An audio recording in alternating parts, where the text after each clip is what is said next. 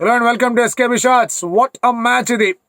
Gujarat Titans last బాల్లో victory అనేది సాధించారు. వికెట్లు పడిపోతూ ఉన్నా కూడా తెవాతే కానివ్వండి, రషీద్ ఖాన్ కానివ్వండి, మేము గెలిపిస్తామని చెప్పారు. రాజస్థాన్ రాయల్స్ వాళ్ళ లాస్ట్ ఓవర్స్ కరెక్ట్ మనుషులకే ఇచ్చారా, లేకపోతే కనుక ఆ ఓవర్ రేట్ కొంచెం వెనకబడి ఉన్నారు కాబట్టి ఆ ఫీల్డర్ లేకపోవడం వల్ల ఓడిపోయారా, అసలు ఏమేం జరిగాయి ఈ మ్యాచ్లో? Let's get started.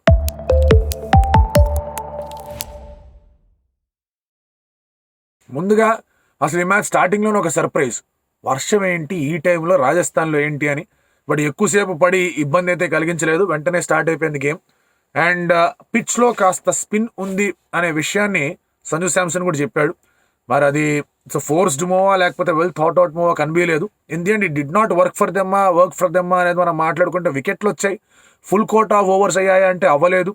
బట్ ఎన్ని వికెట్లు వచ్చాయంటే ఒక బౌలర్ దగ్గర నుంచి వికెట్లు వచ్చాయి. So it did not fully work out for them. కాకపోతే వాళ్ళు అనుకున్నారు దట్ ఈ వికెట్ మీద స్పిన్ అనేది బాగా పనికొస్తుందని చెప్పి. So Nandre Burger was not there. Keshav మహారాజ్కి ఐపీఎల్ డెబ్యూ చేసే అవకాశం వచ్చింది.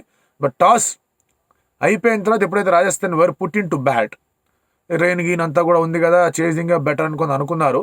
Pitch was getting slow and pitch did get slow.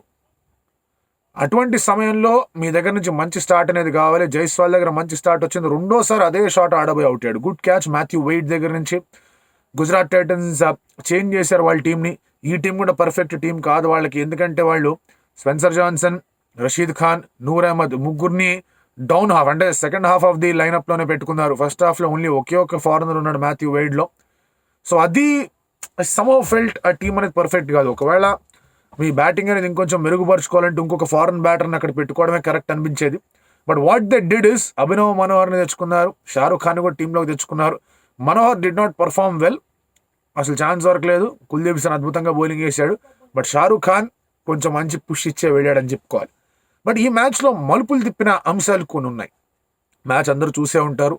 ఆయన అందులో మలుపులు తిప్పిన అంశాలు ఏంటంటే, బట్లర్ అవుట్ అయిపోయిన తర్వాత రేయాన్ పరాగ్ కూడా 0 దగ్గర 6 దగ్గర అవుట్ అవ్వాల్సింది. మాథ్యూ వెయిడ్ క్యాచ్లు డ్రాప్ చేశాడు. Gujarat Titans were very poor on the field. కొన్ని బౌండరీలు అయిపోయినాయి, 3-4 మిస్ ఫీల్డ్ జరిగాయి. తెవాతే స్లిప్ అయిపోయి పడిపోయాడు. సంజు శాంసన్ క్యాచ్ పట్టుకోలేకపోయాడు. సంజు శాంసన్ ఇచ్చిన క్యాచ్ పట్టుకోలేకపోయాడు. సో దానివల్ల ఏమైందంటే run skip piling. And rayon Parag చాలా బాగా ఆడాడు. ఇప్పుడు చూడండి, రాజస్థాన్ రాయల్స్ మ్యాచెస్లో 5 మ్యాచ్లు జరిగి 4 మ్యాచ్లు rayon Parag was successful. Sanju Samson 3 మ్యాచ్లో సక్సెస్ఫుల్ అయ్యాడు. అండ్ ఈజ్ కంప్లీట్లీ హ్యాపీగా striking at 150+. Middle overs batting ఏదైతే ఉందో సంజు శాంసన్ది అసలు బ్రిలియంట్ లెవెల్లో ఉంది. అండ్ మొన్న మనం మాట్లాడుకున్నాం వరల్డ్ కప్ యాంగిల్ ఏంటి అని. రిషబ్ పంత్ అండ్ సంజు శాంసన్కి ఛాన్సెస్ ఉందన్నాం. ఇటువంటి ఇన్నింగ్స్ సంజు శాంసన్ ఇంకా బాగా ఆడుతానంటే 11లోకి రిషబ్ పంత్ దాటి కూడా రావచ్చు. But it is still early to say. కానీ అతని వర్క్ బిహైండ్ ద స్టంప్స్ అనేది ఫినామినల్గా ఉంది. ఒక డెలివరీ అశ్విన్ అసలు లేవని కూడా లేవాల, దాన్ని ఉంగి మరి దాన్ని అట్లే కూర్చొని పట్టుకున్నాడు కీపింగ్లో. ఒక స్టంపింగ్ బాగా చేశాడు. He has been very very good. Effortless efficient keeping అనేది ఉంది సంజు శాంసన్కి. దానికి తగ్గట్టుగా అద్భుతమైన బ్యాటింగ్ కూడా కనిపిస్తుంది. సో ఈ పార్ట్నర్షిప్ ఏదైతే ఉందో గాడ్ డెమ్. మిడిల్ 9 ఓవర్స్లో వాళ్ళు 91 రన్స్ కొట్టారు 7-15లో. ఫస్ట్ పవర్ ప్లేలో వాళ్ళు 45 కొట్టారు. ఆ తర్వాత 90 కొట్టారు. Last they could have done better ఏమో అనిపించింది. దే గాట్ 60+, కాదనట్లే 62 రన్స్ దాకా ఎంత వచ్చాయి. ఇంకొక 10 రన్లు వచ్చుండొచ్చు. కొంతవరకు ఒక బాగానే బౌలింగ్ జరిగిందా అనిపించవచ్చు. లాస్ట్ 2 ఓవర్లు చూస్తే ఏం బాగా చేశారా బౌలింగ్ అనుకుంటారు, కానీ వాళ్ళు ఈజీగా ఇంకొక 70 రన్స్ కొట్టుండాల్సింది, అది కొట్టలేకపోయారు. బట్ దానివల్ల ఓడిపోయారంటే దానివల్ల ఓడిపోవాలి. Where did the lose will talk. But ఇక్కడ మళ్ళీ మీరు అబ్జర్వ్ చేయండి, మిడిల్ ఓవర్స్లో వికెట్లు పడిపోయిన తర్వాత ద వే దే యాక్సలరేటెడ్. అక్కడ నూర్ అహ్మద్ ఉన్నాడు, రషీద్ ఖాన్ ఉన్నాడు. They attacked. వాళ్ళిద్దరు కూడా అటాక్ చేసి ఆడారు. నాకే మాట్లాడుకున్నాం, అవకాశం వచ్చింది, లక్ అనేది కలిసి వచ్చింది రేయాన్ పరాగ్కి. But he made it count. ఆ క్యాచ్లు పట్టుంటే స్కోర్ కూడా వచ్చేది కాదు. అది ఆ ఇన్నింగ్స్ అయిపోయిన తర్వాత వెన్ దే స్టార్టెడ్ బౌలింగ్ చాలా ఎఫిషియెంట్గా కూడా బౌలింగ్ చేశారు. మరి పవర్ ప్లేలో సరే గుజరాత్ టైటన్స్ వికెట్లు కోల్పోకపోయినా they did not get off to flyer start. And in fact మధ్యలో వర్షం కూడా పడింది. అక్కడ సుదర్శన్ వికెట్ పడింది. కుల్దీప్ సేన్ బౌలింగ్లో కుల్దీప్ సేన్ వచ్చాడు ఇక్కడ. ఎందుకంటే కేశవ్ మహారాజ్ని తెచ్చారంటే కనుక సమీకరణాలు మారితే ఇంకొక పేస్ బౌలర్ కావాలి కాబట్టి the needed an Indian pace bowler. Kuldeep Sen తెచ్చుకున్నారు. కుల్దీప్ సేన్ వచ్చి ఇస్సిరి కొట్టాడు. ఇస్సిరి కూడా 3 వికెట్లు తీశాడు. అదే ఇసురుడు వల్ల లాస్ట్లో రన్స్ కూడా వెళ్ళాయి. బట్ ఆ 3 వికెట్లు తీశాడు. అంతకన్నా ముందు సాయి సుదర్శన్ వికెట్ పడిన తర్వాత ఎప్పుడైతే వర్షం పడిందో దేవర్ 9 రన్స్ బిహైండ్. 86 కావాలి, 77 దగ్గరే ఉన్నారు. ఆ తర్వాత మళ్ళీ ఆ గ్యాప్ తర్వాత రాగానే మాథ్యూ వెయిడ్ వికెట్ పడింది. అదే ఓవర్లో అభినవ్ మనోహర్ వికెట్ పడింది. I felt Vijay Shankar should have walked in there. ఇప్పుడు విజయ్ శంకర్ టీంలో ఉండి బౌలింగ్ ఎందుకు చేయట్లేదు నాకు అర్థం కావట్లేదు. ఇన్ఫాక్ట్ ఇవాళ ఈ టీంలో దర్శన్ నల్కండే కూడా లేడు, అతను కూడా బౌలింగ్ చేయడం మరి అవైలబుల్గా లేడో తెలియదు కానీ అతను కూడా లేడు. So bizarre team selection Gujarat Titans దగ్గర నుంచి చాలా చాలా bizarre team selection. In the end వాళ్ళు గెలిచారు కాబట్టి వీటి మీద ఫోకస్ వెళ్ళదు. కానీ ఐ థింక్ ప్రాపర్గా మనం మాట్లాడుకుంటే కనుక ఆ టీమ్ సెలెక్షన్ అనేది ఏమాత్రం సరిగ్గా జరగల. సరే, అభినవ్ మనోహర్ అవుతాడు, విజయ్ శంకర్ వచ్చాడు, ఒక 6 or 4 కొట్టాడు, బాగానే ఆడుతున్నాడు అనుకుంటున్న టైంలో చహల్ వాజ్ బ్యూటిఫుల్. రన్స్కి బాగా వెళ్ళాడు కాదనట్లా, వాడు విజయ్ శంకర్ వికెట్ పడడం, ఆ తర్వాత గిల్ వికెట్ తీయడం. చహల్ గురించి చాలా మంది క్వశ్చన్ వేశారు మొన్న వీడియోలో, చహల్ లేడని. ఒకటి, అతను కాంట్రాక్ట్లో లేడు. 2, he's behind Bishnoi and Kuldeep Yadav Indian టీంలోకి మళ్ళీ రావాలి అంటే. ఎస్, కుల్దీప్ దగ్గర నుంచి ఇంజరీ ఉంది, తను మ్యాచ్లో ఆడట్లేదు, బిష్నాయ్ సరిగా పర్ఫామ్ చేయలేదు, Chahal has been doing well.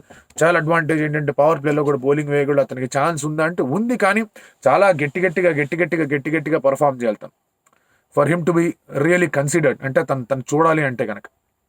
So ఆ ఒక ఛాలెంజ్ అనేది ఉంది. బట్ ఐపీఎల్కి సంబంధించి Chahal is a brilliant bowler. ఇప్పుడు చెస్ మాస్టర్ అతను, చెస్ ఎవరన్నా ఆడారంటే కనుక బాగా తెలుసు. కొన్నిసార్లు ఏం చేస్తారంటే పాన్స్ని కానివ్వండి, లేదంటే కొన్నిసార్లు గుర్రాలను శకటాలను ఇచ్చేస్తారు, బలి ఇచ్చేస్తారు.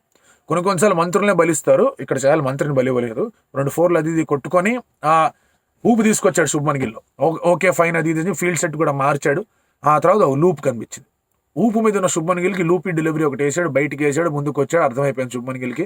సంజు శాంసన్ కలెక్ట్ చేశాడు, శుభ్మన్ గిల్ అవుట్ అయ్యాడు, మ్యాచ్ అయిపోయింది అనుకున్నాను నేనైతే. అక్కడ మ్యాచ్ అయిపోయింది అనుకున్నాను. And this is where me Indian domestic players ఒక టాలెంట్ అనేది ప్రతి ఒక్క టీంలో బయటపడుతుంది. పంజాబ్కి మనం చూసాం, శశాంక్ అండ్ అశుతోష్ ఎంత బాగా ఆడారో, ఎస్ఆర్హెచ్కి నితీష్ బాగా ఆడుతున్నట్టు కనిపిస్తూ వచ్చాడు. కేకేఆర్కి last year Rinku Singh was that kind of a player, చాలా బాగా ఆడాడు. అండ్ ఎప్పటికెప్పుడు ఇటువంటి గుజరాత్కి ఆడుతూనే వచ్చారు ఇలా చాలా మంది.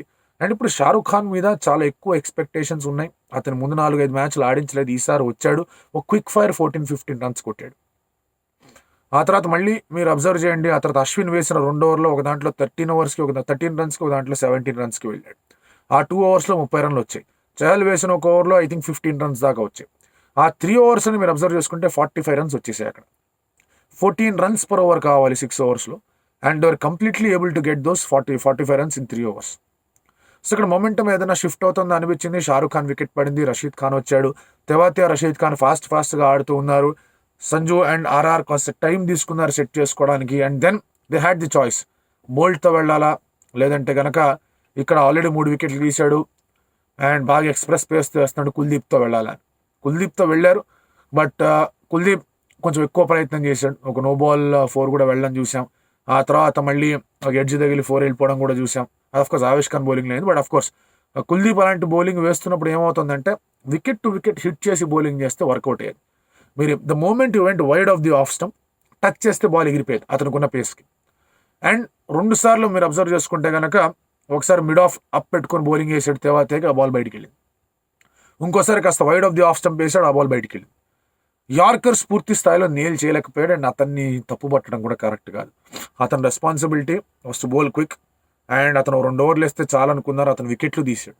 సో దానివల్ల అతను వేస్తే బాగుంటుంది అనుకున్నారు. అంతకు ముందు ఓవర్ ఆవేష్ ఖాన్ చాలా బాగా వేసాడు, 7 runs మాత్రమే ఇచ్చాడు. ముందు ఓవర్లు బాగా రన్లకు వెళ్ళిపోయిన తర్వాత Avesh Khan 7 runs over okay fine అనుకుంటున్న టైంలో ఇక్కడ కుల్దీప్ దగ్గర నుంచి బాగా రన్స్కి వెళ్ళిపోయాయి. అండ్ 1 ఓవర్లో 15 runs కావాలి. అది any day it's a very difficult task, అది ఏ బౌలర్ కన్నా కూడా.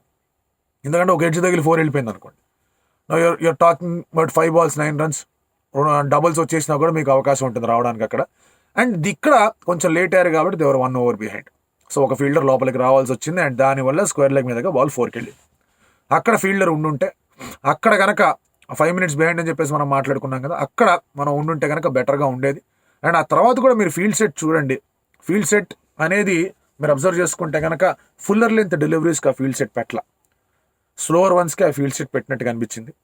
అండ్ దానివల్ల ఏమైందంటే straight boundary, mid wicket boundary దగ్గర ఉన్నారు కాబట్టి ఇట్లా లాగి పెట్టి కొడితే వాళ్ళకి ప్రొటెక్షన్ ఉండేట్టు కనిపించింది. ఫుల్ ఆన్ ద లెగ్స్ వాళ్ళు ఈజీ కొట్టగలిగారు, ఫుల్ విత్ వాళ్ళు కొట్టగలిగారు. లాస్ట్ బాల్ మీరు అబ్జర్వ్ చేస్తే Rashid Khan already off stump మీద నుంచొని ఉన్నాడు. ఆఫ్ స్టంప్ మీద నుంచొని ఉన్నప్పుడు wide off side the off stump వేసే ప్రయత్నం చేశారు. డీప్ పాయింట్లో ఫీల్డర్ లేడు, గట్టిగా ఒక షాట్ ఆడి గట్టిగా ఒక షాట్ కొట్టాడు, ఆ బాల్ బయటికి వెళ్ళిపోయింది, 4 వెళ్ళిపోయింది. సో ఈ ఫీల్డ్ సెట్టింగ్స్లో కొంచెం ఇబ్బంది అనేది కనిపించింది Sanju Samson. I think the first time అతని క్యాప్టెన్సీ కొంచెం ప్రశ్నార్థకంగా ఉంది, ఎందుకంటే మిగతా 4 మ్యాచ్ల్లో ఫ్లాలెస్ క్యాప్టెన్సీ చేశాడు. ఇక్కడ కూడా మీరు అబ్జర్వ్ చేయండి, the choice was only about Boult, Avesh, కుల్దీప్లో ఎవరిని తీసుకొని రావాలి, ఎక్కడెక్కడ ఎవరిని వేయించాలి అని. అశ్విన్తో ఆ ఓవర్ వేయించడం కరెక్టా కాదని ఒక డౌట్లు వస్తాయి. సో ఇటువంటి డౌట్లు ఈ మ్యాచ్లోనే వచ్చాయి. బట్ అదర్వైజ్ ఇంత ఫ్లాలెస్ క్యాప్టెన్సీలో ఇలాంటివి పిన్ పాయింట్ చేయడానికి ఏమీ లేవు. But as much as a said ఈ బౌలర్లు అనేది అటు ఇటు అవుతుందని దర్ లెన్స్ కూడా బిన్ బెటర్. వాళ్ళు కొంచెం బెటర్ లెన్స్ చేసి ఉంటే బాగుండేది. వాళ్ళు ఆ ఫీల్డ్కి తగ్గట్టుగా బౌలింగ్ చేసి ఉంటే బాగుండేది. కొన్ని వైల్డ్ వెళ్ళాయి, ఒక నో బాల్ వచ్చింది. ఆ వైడ్ యార్కర్ ప్రయత్నంలో చాలానే వైల్డ్ వెళ్ళిపోయాయి. అండ్ వైడ్ యార్కర్తో వైడ్ వెళ్తే పర్వాలేదు, ఇంకొకసారి మామూలుగా లెంత్ బాలే పడి వైడ్ వెళ్ళిపోయింది. సో ఇలాంటివి కనిపించాయి అండ్ ఇవన్నీ కూడా పిక్చర్లోకి వస్తాయి. అండ్ బట్లర్ అద్భుతమైన ఫీల్డింగ్ చేసి లాస్ట్ రన్అట్ కూడా చేశాడు తేవాతి. అప్పటికే 1 ball 2 runs రషీద్ స్ట్రైక్లో ఉన్నాడు. అండ్ స్లోవర్ బాల్ వేసే ప్రయత్నం కూడా చేయలేదు, wide out side of stump వేసే ప్రయత్నం చేశాడు. కొంచెం కొట్టే ప్రయత్నం చేస్తాడు, అవుట్ అవుతాడేమో లేదా మిస్ అవుతాడేమో అనుకున్నాడు. 2016లో హార్దిక్ పాండ్యా బంగ్లాదేశ్కి అగేన్స్ట్గా వరల్డ్ కప్ వేసిన బాల్ ఏమైనా గుర్తొచ్చిందేమో తెలియదు, అటువంటిది ట్రై చేశాడు. But it did not work out. And Rajasthan రాయల్స్కి మొదటి ఓటమి అనేది కనిపించింది. సో ప్రతి ఒక్క టీం ఒక్క మ్యాచ్ అయితే మినిమం ఓడిపోయారు. అండ్ గుజరాత్ టైటన్స్కి ఇది చాలా చాలా చాలా చాలా చాలా చాలా చాలా ఒక ఊరటనిచ్చే విక్టరీ. హోప్ అనే పదం మాట్లాడలేదు, నేను ఊరట గురించే మాట్లాడతాను. ఎందుకంటే వాళ్ళ టీం సెలెక్షన్ ప్రశ్నార్థకంగా ఉంది. వాళ్ళ బౌలింగ్ అనేది ఇదేంటబ్బా మోహిత్ శర్మ బాగా వేస్తాడు అనుకుంటే బాగా రన్స్కి వెళ్ళిపోయాడు, 5 బౌలర్లు యూస్ చేశారని చెప్పేసి అదొక ప్రశ్నార్థకమైన సిచ్యువేషన్ వచ్చింది వాళ్ళకి. వాళ్ళ బ్యాటింగ్ చూసుకుంటే కనుక ఈ బ్యాటింగ్ ఆర్డర్ కరెక్టేనా, ఇదేం గోలా అని చెప్పేసి కూడా అనిపించింది. గిల్ అవుట్ అయిపోయినప్పుడు ఎవరు లేరా ఆడడానికి, గిల్ మీదే గట్టిగా ఒత్తిడి పడుతుందా అనిపించింది. ఇక అభినవ్ మనోహర్ అవుట్ అయిపోయేసరికి అంత ట్రంపెట్ కొట్టాం మనం అభినవ్ మనోహర్ గురించి, షారుఖ్ ఖాన్ గురించి, వాళ్ళు ఏం చేయలేకపోయారు అనిపించి మరి షారుఖ్ ఖాన్ కాంట్రిబ్యూటెడ్. తేవాతే దగ్గర నుంచి మళ్ళీ ఒక విన్నింగ్ కాంట్రిబ్యూషన్ వచ్చింది. అతను పరిగెత్తలేకపోయాడు, అది వేరే విషయం. బట్ విన్నింగ్ కాంట్రిబ్యూషన్ వచ్చింది. రషీద్ ఖాన్ దగ్గర నుంచి బ్యాట్తో పని వచ్చింది. ఇవన్నీ లాస్ట్ 2 విషయాలు వర్కౌట్ అయ్యాయి. బట్ ఆ 2 క్యాచ్లు మాథ్యూ వేడ్ డ్రాప్ చేసాడు. అతని టీంలోకి తెచ్చుకుని ఇదే మనం చేసిందనే డౌట్లు కూడా వస్తాయి. సో ఇలాంటివి జరిగినప్పుడు ఇటువంటి విజయం రావడం అనేది చాలా గట్టి ఊరట గుజరాత్ టైటన్స్కి. అండ్ గిల్ అటువంటి ఇన్నింగ్స్ ఆడడం, ఇన్ఫాక్ట్ అతను కంటిన్యూ చేయాలి. Gill cannot get out. అతనికి ఉన్న బిగ్గెస్ట్ ఒక రకమైన ప్రెషర్ పాయింట్ ఏంటి అంటే గుజరాత్ టైటన్స్కి ఆడుతున్నప్పుడు అతనే ఆ బ్యాటింగ్ మొత్తాన్ని కూడా హోల్డ్ చేస్తున్నాడు from ball 1 to last ball. And Gill out అయిపోయాడంటే కనుక సమీకరణాలు పూర్తిగా మారిపోతాయి. ఇక్కడ అలా మారనివ్వకుండా చేసినందుకు గుజరాత్ టైటన్స్కి ఫుల్ క్రెడిట్ ఇవ్వాలి. లేదంటే కనుక గిల్ పూర్తి స్థాయిలో ఆడాలి లాస్ట్ దాకా. సో అది ఒక ఫ్యాక్టర్గా ఉంది వాళ్ళకి. సో ఇటువంటి విజయం వచ్చేసరికి ఊరట. అండ్ దాంతో ఆలోచిస్తారు ఏం చేయగలం, ఏం బెటర్గా చేయొచ్చు, ఏమైంది, మళ్ళీ ఎట్లా విన్నింగ్ వేస్లోకి రావచ్చు అని చెప్పేసి 3 మ్యాచ్లు వరుసగా ఓడిన తర్వాత వాళ్ళకు కూడా ఓకే ఫైన్ అనుకుంటారు వాళ్ళు. So good victory for them. And చూద్దాం ఎలా ఉండబోతోంది, ఏ విధంగా వాళ్ళు ముందుకు వెళ్ళబోతున్నారు అనేది. రాజస్థాన్ రాయల్స్ ఒకటే అంతా బాగానే జరిగింది వాళ్ళకి, కాదనట్లేదు. లాస్ట్లో డెత్ ఓవర్స్లో ఎప్పుడు లేని విధంగా కొన్ని రన్స్కి వెళ్ళారు. ఎందుకంటే ముందు మ్యాచ్లో కానీ వాళ్ళు డిఫెండ్ చేసుకుంటున్నప్పుడు ఫెంటాస్టిక్ డెత్ బౌలింగ్ వేశారు ఫస్ట్ 2 మ్యాచ్లో వాళ్ళు. సో ఎక్కడ ఎందుకు ఆ తర్వాత మ్యాచ్లో they chased and they got their victories అని, కానీ వాళ్ళు డెత్ బౌలింగ్ అనేది బాగుండింది. ఇక్కడ కొంచెం రన్స్ అటు ఇటు వెళ్ళారు. సో దాని గురించి వాళ్ళు ఆలోచిస్తారు ఇంకా బెటర్గా ఏం చేయొచ్చని. అండ్ ఎప్పటికైనా కూడా ఒక మ్యాచ్ కోల్పోవడం కూడా బాగా వర్క్ అవుతుందనే విషయం కూడా అనుకుంటారు. Okay fine, we got 1 match, ఏదైతే మనం గెలవలేకపోయామో ఇప్పుడు ఇంకా కొంచెం సమీక్షించుకుందాం, ముందుకెళ్దామని. But GT well done.